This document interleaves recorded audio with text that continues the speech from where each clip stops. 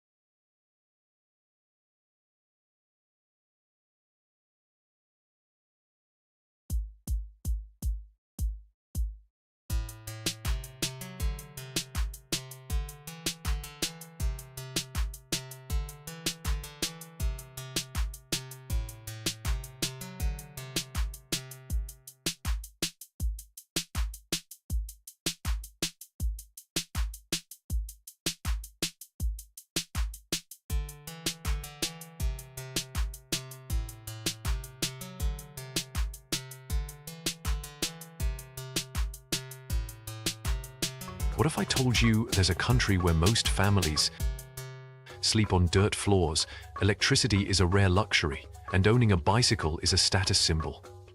Welcome to Burundi, a place where a person lives on less than the cost of a cup of coffee a day. Did you know this landlocked nation has been ranked as the poorest country in the world for over 6 decades? Here, a hoe is the key to marriage, bananas are turned into beer, and most interestingly, women can carry just about anything on their heads. Stay with us as we reveal the astonishing realities of life in this small but extraordinary nation. You won't believe what you'll discover. A world where the concept of home is stripped down to just walls made from straw and natural materials, offering little protection from the elements. This is everyday life for most families in Burundi, where modern comforts are not just rare, but almost non-existent.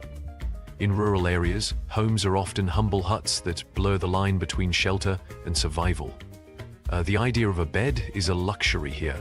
Many families, sometimes as large as 10 members, share the hard, cold floor as their only resting place after exhausting days in the fields. But the struggle doesn't end there. Nighttime brings a deeper kind of darkness, one that most of us can't even fathom.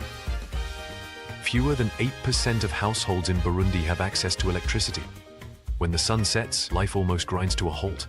Shops and supermarkets shut their doors early, and the streets transform into an eerie emptiness.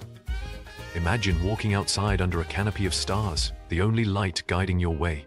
For millions of Burundians, this is not a poetic moment, it's a stark reminder of isolation and scarcity.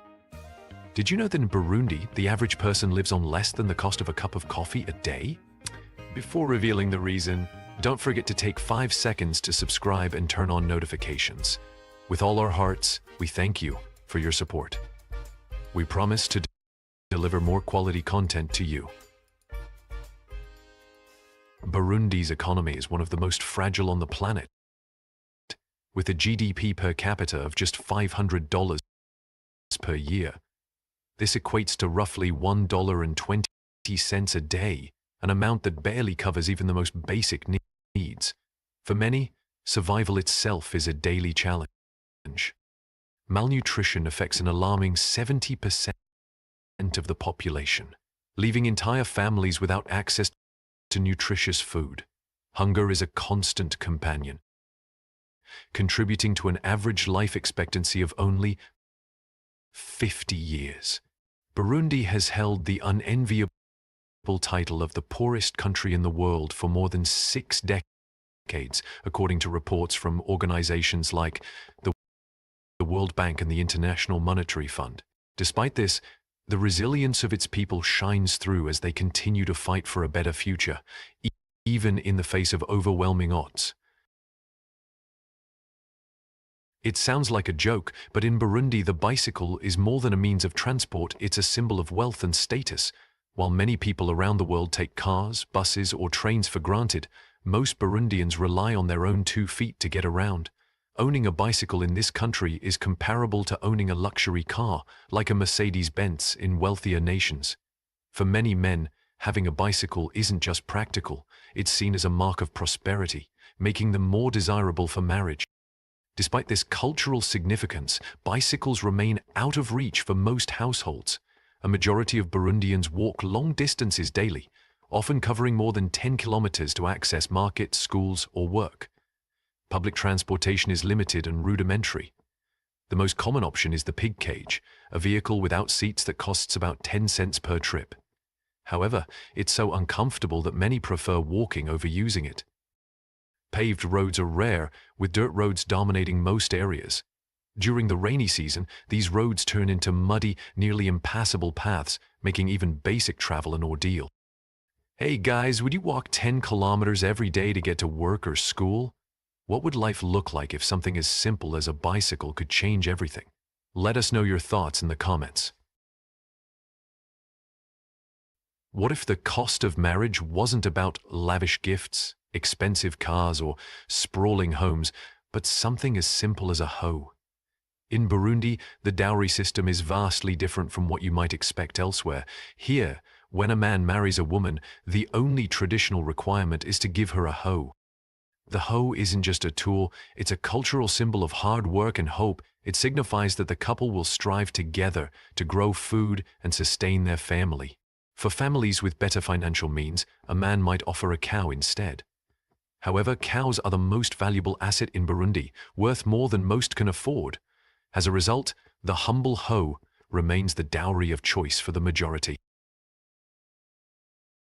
In Burundi, what women carry on their heads isn't just practical, it's mesmerizing. With perfect posture and effortless balance, they navigate winding mountain roads, often carrying objects that weigh up to 70% of their body weight. From water containers to concrete buckets, these loads are a daily part of life for many women. To protect their heads and ease the burden, Burundian women use a clever trick. They place a piece of fabric, shaped into a ring or ball, between their head and the object. This simple but ingenious tool reduces friction and helps them maintain balance, even on challenging terrain. Visitors are often astonished by the sight of women gracefully walking with 30-liter water jugs balanced on their heads. They stride uphill, sometimes singing, sometimes even dancing, as if their loads weigh nothing at all. This incredible strength and elegance have earned Burundi the nickname Land of a Million Smiles. One French traveler described it best: one moment they are singing, the next they are balancing a bucket of concrete as if it's second nature. She marveled at the women's poise and precision, calling it both a skill and an art. Do you find Burundian women attractive when they carry everything on their heads? Comment yes or no below.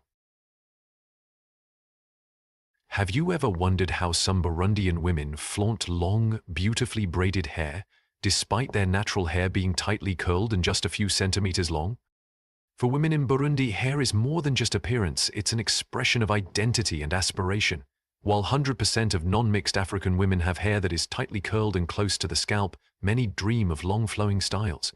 To achieve this look, they often use extensions or wigs, typically crafted from affordable materials like pre-braided nylon strands. For women working in offices or urban areas, hairstyling can consume up to a quarter of their monthly salary. It's a significant expense in a country where resources are already limited, but for many, the effort is worth it. When you think of beer, you likely imagine barley and hops, but in Burundi, the key ingredient is something far more surprising: bananas. Known locally as Uruwara, banana beer is a testament to the resourcefulness of the Burundian people, transforming one of their most abundant crops into a cultural staple. Bananas are everywhere in Burundi, making them an essential part of life and economy. To brew banana beer, ripe bananas are peeled, mashed, and mixed with water. In rural areas, some communities still add grass during the fermentation process to speed things up. Within a few days, this simple mixture transforms into a cloudy, sweet, and slightly alcoholic beverage. It's far removed from the clear beers you might know, but its unique flavor and charm are celebrated across the country. Banana beer isn't just a drink, it's a centerpiece of Burundian culture. It's shared at festivals, weddings, and social gatherings, where it brings people together to laugh, sing, and dance. The drink plays a vital role in community bonding, symbolizing joy and unity. If you ever find yourself in Burundi's highlands, trying banana beer is a must. As you sip this one-of-a-kind beverage, you'll experience not just the taste but the essence of Burundian culture, a fusion of tradition, resourcefulness, and connection to the land. Bananas are more than just a fruit in Burundi, they are a lifeline. As one of the most widely cultivated crops, bananas play a vital role in the country's economy and daily life. From markets bustling in Bujumbura to remote rural areas, bananas are everywhere, meeting constant demand.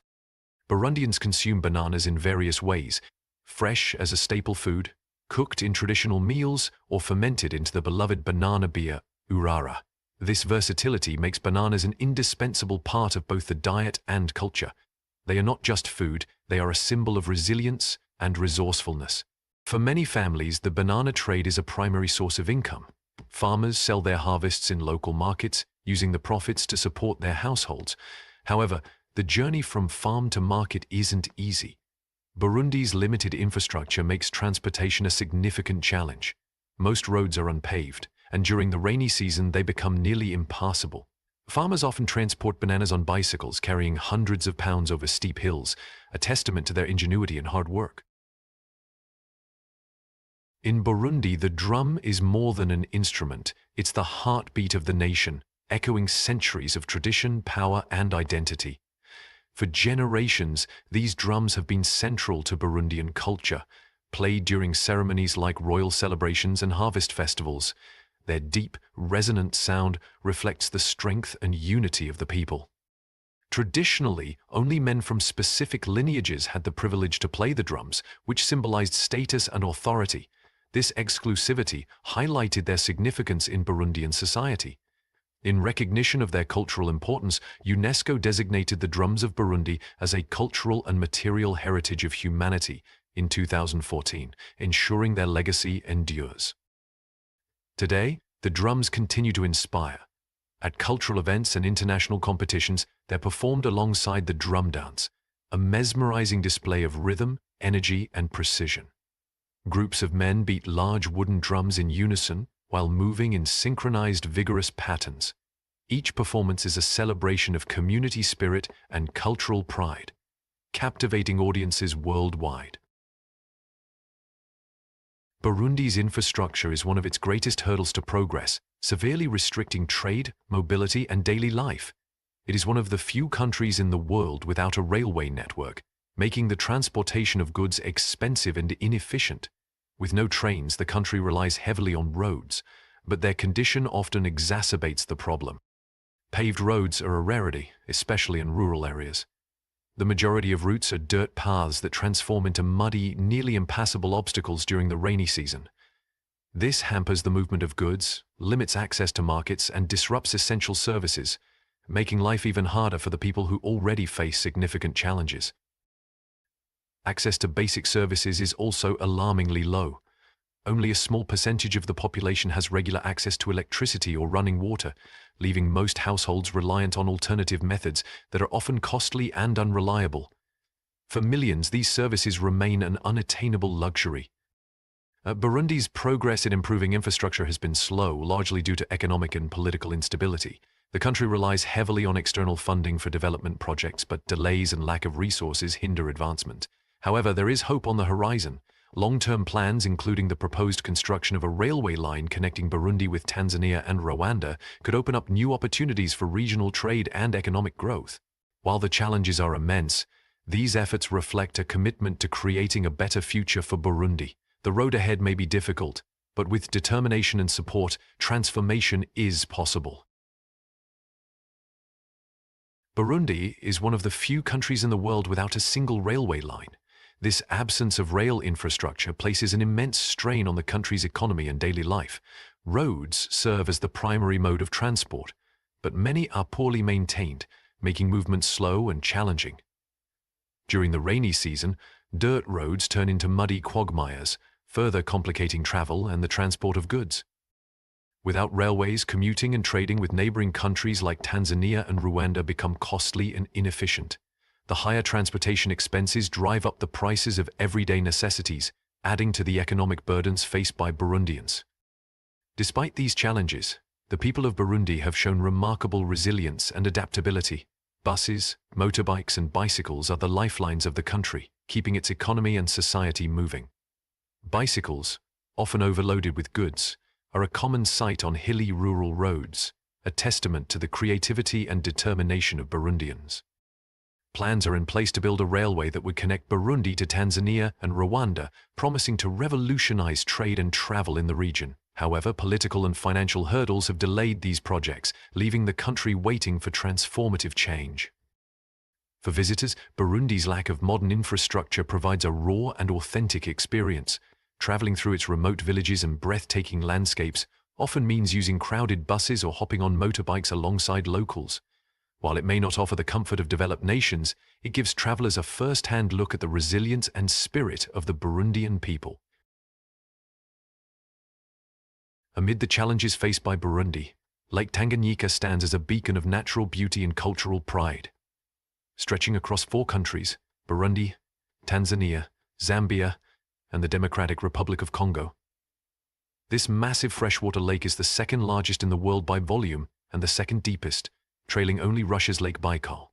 Covering more than 12,000 square miles, Tanganyika is more than a picturesque landscape. It is a lifeline for the communities around it. The lake's waters are home to over 250 species of fish found nowhere else on Earth, making it a biodiversity hotspot and a critical source of food and income for local fishermen. Every day, small boats set out from the shores, casting nets in hopes of sustaining their families and supporting local markets. For researchers and conservationists, Lake Tanganyika is equally significant. Its unique ecosystem offers insights into freshwater biodiversity and environmental challenges such as overfishing and climate change. Efforts are underway to balance the lake's ecological preservation with the livelihoods of those who depend on it. Lake Tanganyika also draws visitors seeking a glimpse of its tranquil beauty and cultural vibrancy. The lake's shoreline is dotted with villages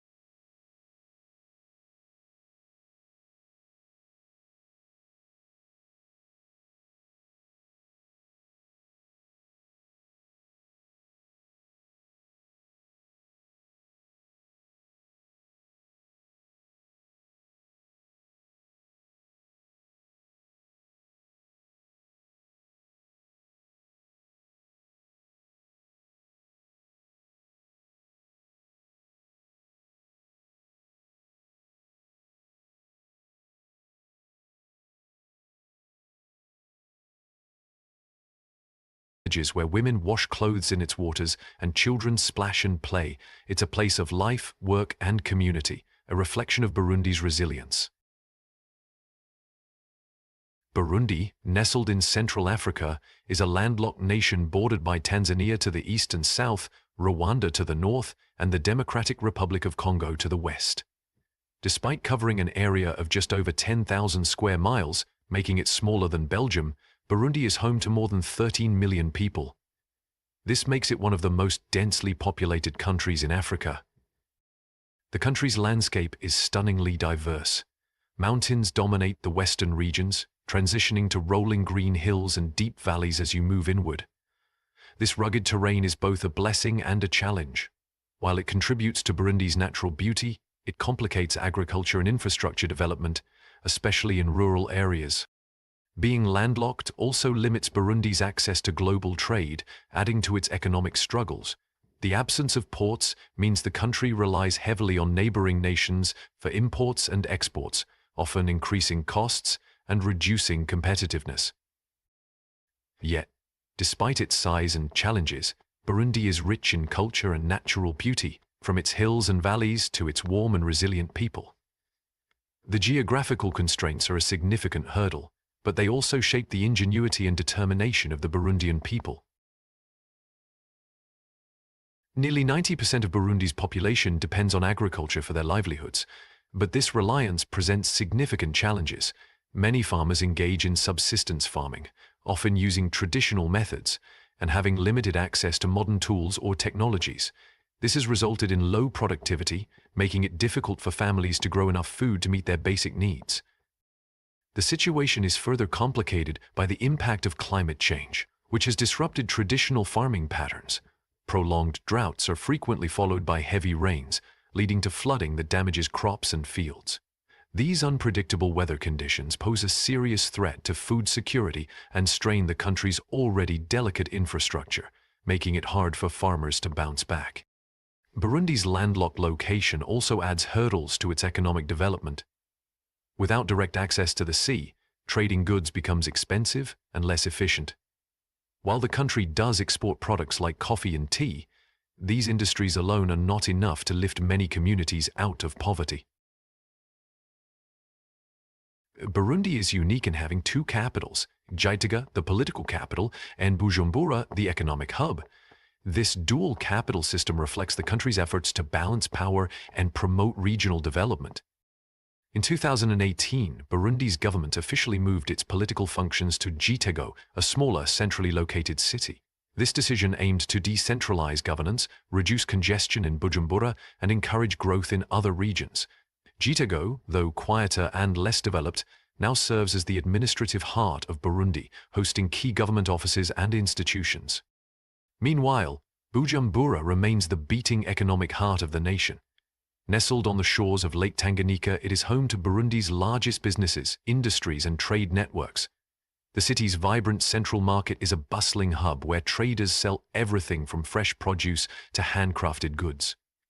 The energy in Bujumbura reflects the economic challenges they face. Importantly enough, the continued expansion is not without a cost, as Bujumbura reflects the economic challenges they face.